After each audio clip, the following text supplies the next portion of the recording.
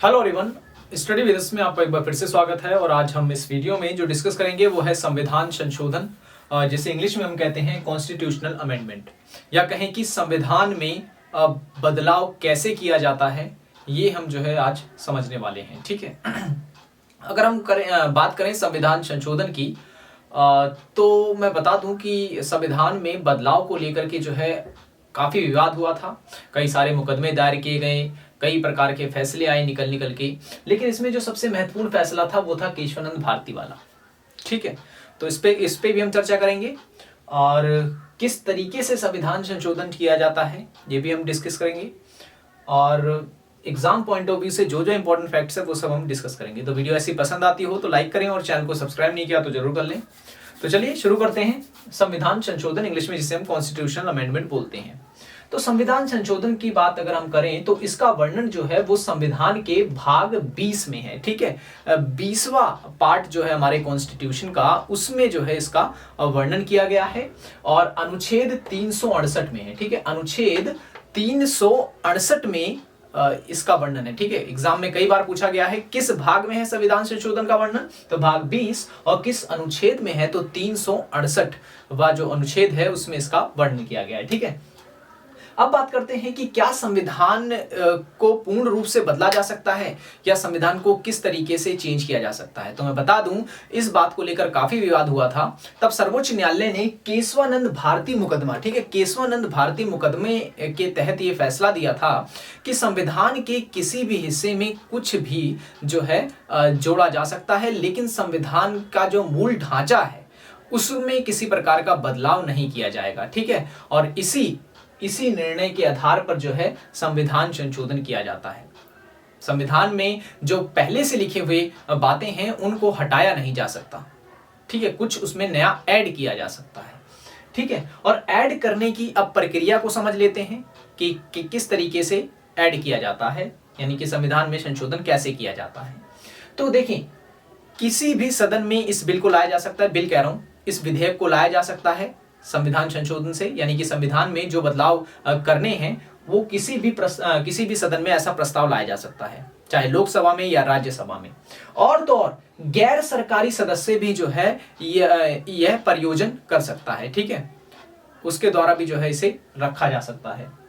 लोकसभा व राज्यसभा में बहुमत लिया जाता है। जैसे कि मान लें कोई प्रस्ताव है संविधान संशोधन से जुड़ा हुआ, या कहें कि कोई विधेयक है जो संविधान संशोधन से जुड़ा हुआ है, तो उसमें बहुमत लेना बहुत जरूरी है, इसका लोकसभा और राज्यसभा का, जो कि किया भी जाता है। ठीक है, मान लो कि लोकसभा में कोई संविधान संशोधन विधेयक आया है तो उसे पास किया जाएगा, तब उसके बाद वो राज्यसभा में जाएगा। ठीक है, दोनों ही जगह पर बहुमत मिलना अनिवार्य होता है। ठीक है, लेकिन अगर ऐसा हो जाए कि लोकसभा और राज्यसभा विवाद करने लग जाए, ठीक है, विषय को लेकर के, तो संविधान संशोधन में यह भी बताया गया है कि ऐसी परिस्थितियों में जो है दोनों सदनों की संयुक्त बैठक का प्रावधान भी दिया गया है। ठीक है ना, इसमें यानी कि दोनों सदनों को संयुक्त रूप से बुला करके जो है फिर मामला देखा जाता है।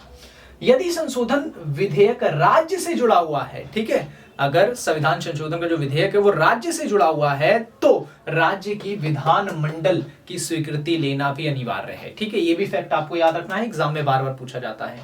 ठीक है, और इतना सब होने के बाद राष्ट्रपति इस पर अंतिम निर्णय देता है। राष्ट्रपति अगर इस पर हस्ताक्षर कर देता है उस प्रस्ताव पर, या कहें कि विधेयक पर, तो संविधान संशोधन कर दिया जाता है। ठीक है, तो ये प्रक्रिया आपको याद रखनी है, कौन कौन इसमें शामिल होता है, किस सदन में लाया जाता है, कैसे होता है, ये आपको याद रखना है। ठीक है, अब बात करते हैं संविधान जो संशोधन होता है वो कितने प्रकार का होता है। ठीक है, कितने प्रकार का संविधान संशोधन होता है। तो देखिए, मैं बता दूं आपको, ये बहुमत के आधार पर इसको बांटा गया है। कुछ संविधान संशोधन जो हैं ऐसे होते हैं जिनको करने के लिए सिर्फ और सिर्फ साधारण बहुमत की जरूरत होती है सदन में। ठीक है, लेकिन कुछ ऐसे विषय भी हैं जिसमें अगर संविधान संशोधन करना है तो उसके लिए विशेष बहुमत की आवश्यकता पड़ती है। ठीक है, साधारण बहुमत और विशेष बहुमत।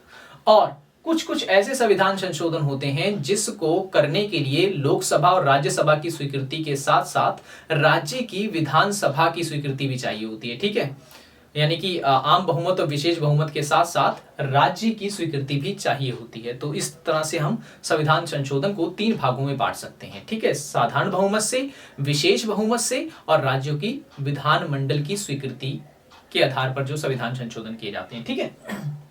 तो ये आपको याद। अब यहां पर मैं साधारण बहुमत बोल रहा हूं तो इसका मतलब ये है कुल सदस्यों में से आधे से एक ज्यादा, ठीक है, ये साधारण बहुमत कहलाता है, ठीक है।